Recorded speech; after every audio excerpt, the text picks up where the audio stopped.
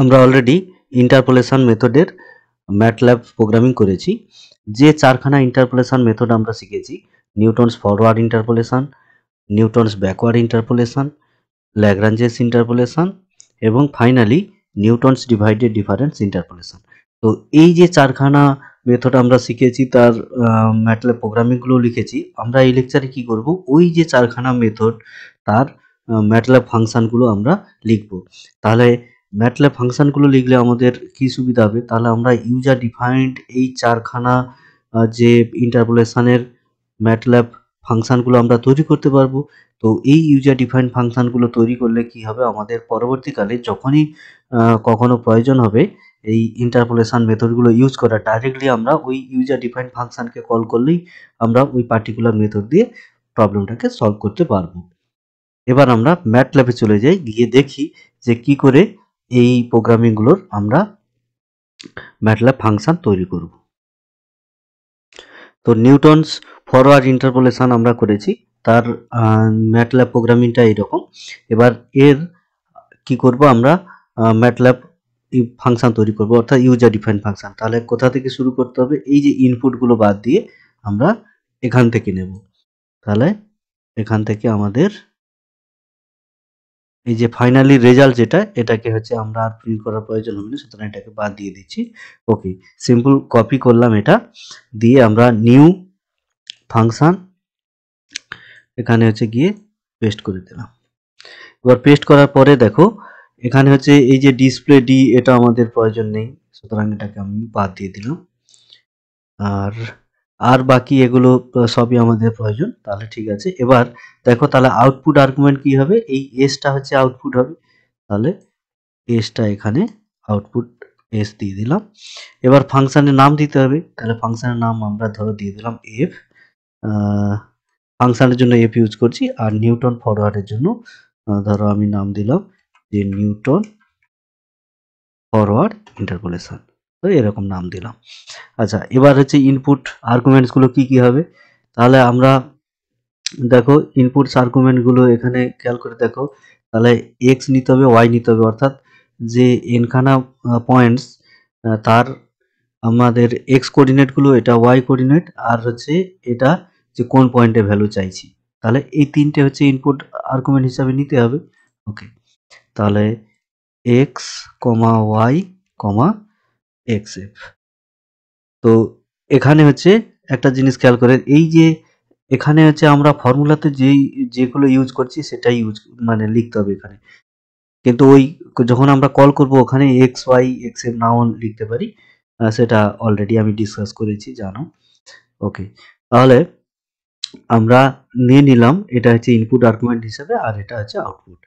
ওকে, এবার এটাকে হচ্ছে আমরা সেভ করব। তাহলে সেভ করতে গেলে দেখো এই নামেই কিন্তু সেভ হতে হবে, তাহলে বাই ডিফল্ট ওটাই চলে আসবে। তাহলে সেভ করলাম, দেখো এই নামে, তাহলে সেভ করে দিলাম। ওকে, তাহলে এটা হয়ে গেল ফরওয়ার্ড নিউটন মানে function for Newton forward interpolation. আচ্ছা, এবার ব্যাকওয়ার্ডের ক্ষেত্রে তাহলে সেই একই রকম ভাবে, তাহলে এখান থেকে হচ্ছে নিয়ে নেব, কন্ট্রোল সি করলাম, নিউ ফাংশনে যাব, এখানে হচ্ছে পেস্ট করলাম। তাহলে এটা কি করব, যে ফাংশন নিউটন ব্যাকওয়ার্ড ইন্টারপোলেশন, এটা নাম দিলাম। আচ্ছা, এর ক্ষেত্রেও সেই ইনপুট আর্গুমেন্ট এক্স ওয়াই আর হচ্ছে এক্স এফ, আর আউটপুট আর্গুমেন্ট দেখো ফাইনালি কিসে আউটপুট পাচ্ছি আমরা, যে ফাইনালি এস, তাহলে এরও এস হচ্ছে নিয়ে নিচ্ছি।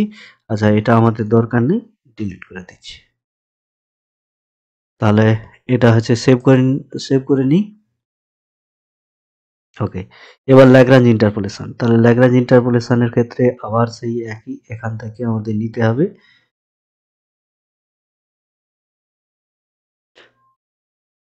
কপি করলাম, এখানে নিউ ফাংশন পেস্ট করলাম।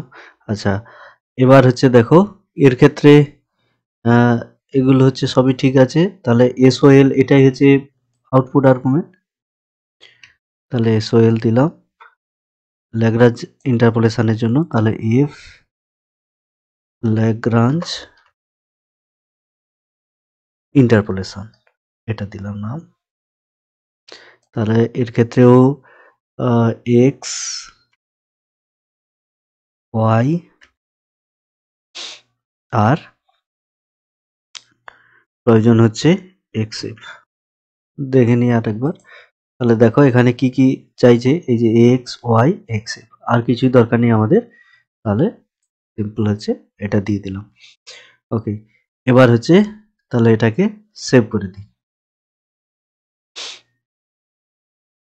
ওকে, এবার হচ্ছে নিউটন ডিভাইডেড ডিফারেন্সের জন্য একই রকম। আমরা হচ্ছে এখান থেকে কপি করলাম,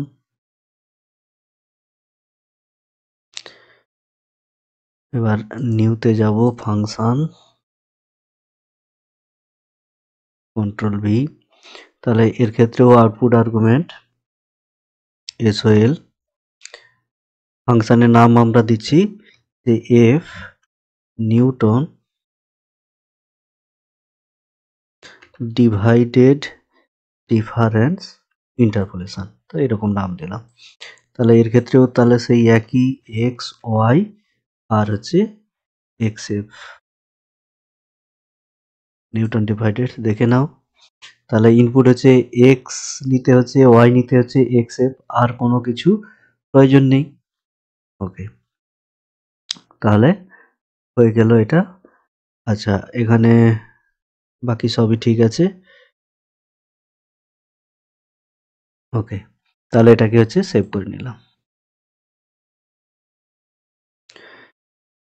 ওকে, এবার হচ্ছে আমরা এই যে চারখানা ফাংশন পেয়ে গেলাম, এই চারখানা ফাংশনের জন্য যে আমরা ডাইরেক্ট কমেন্ট উইন্ডো থেকে আমরা কল করতে পারি, অথবা আমরা একটা যদি কোনো স্ক্রিপ্ট ফাইল তৈরি করি যার হচ্ছে আমি ধরো নাম ইন্টারপোলেশন হিসাবে হচ্ছে সেভ করব, যেটা সেভ করছি ইন্টারপোলেশন হিসাবে, অর্থাৎ এই ফাইলে আমরা ইন্টারপোলেশনের সমস্ত হচ্ছে যে ফাংশনগুলোকে কল করতে পারবো। তো এবার হচ্ছে এখানে আমাদের এইগুলো লাগবে, নিয়ে নিলাম। আচ্ছা, নিউটনস ডিভাইডেড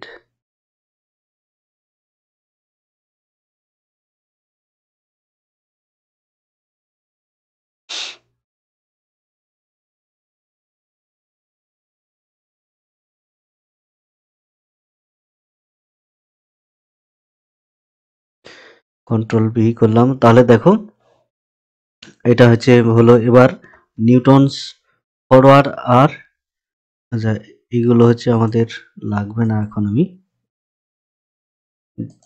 বন্ধ করে দিচ্ছি এগুলোকে।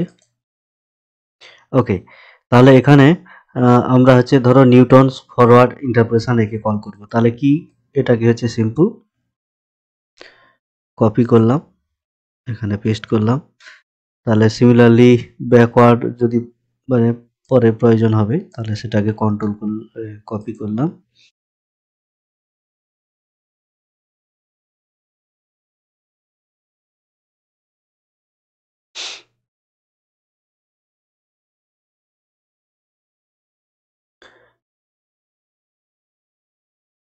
এবার যদি নিউটনস ডিভাইডেড ডিফারেন্স এটার জন্য আমরা নিয়ে নিলাম,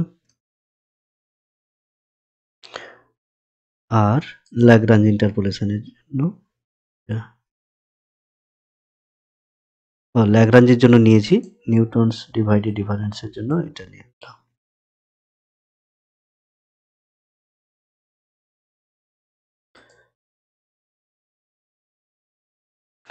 তো প্রত্যেকের জন্য একটা করে আমি নাম দিচ্ছি, ধরো নিউটন ফরওয়ার্ড ইন্টারপোলেশনের জন্য আমি ধরো নিউটন ফরওয়ার্ড ইন্টারপোলেশনের জন্য এটা নাম দিলাম, একটা ভ্যারিয়েবলের নাম।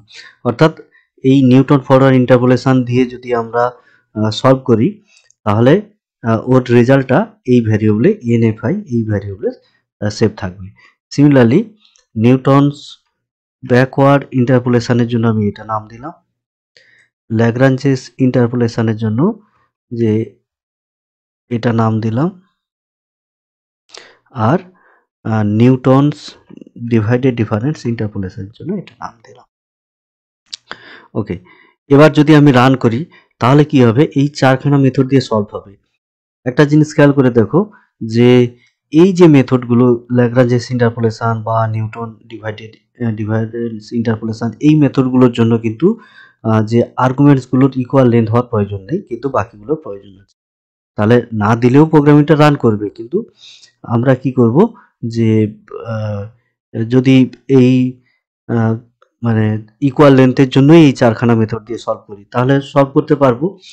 আর এর ক্ষেত্রে কিন্তু আমাদের মনে রাখতে হবে যে নিউটনস ফরওয়ার্ডটা ওই টেবিলের একেবারে ইনিশিয়ালের জন্য, ব্যাকওয়ার্ডটা টেবিল মানে যে এই যে রেঞ্জ দেওয়া আছে এক্সের তার একেবারে শেষের দিকের জন্য, আর ল্যাগ্রাঞ্জ আর নিউটনস ডিভাইডেড এটা যে কোনো জায়গায়, ইন জেনারেল আমরা মিডিলের জন্য ইউজ করি। অর্থাৎ এই যে 1 থেকে 6 হয়েছে, তো তাহলে এটা হচ্ছে ধরো 3 বা তার কাছাকাছি এটা।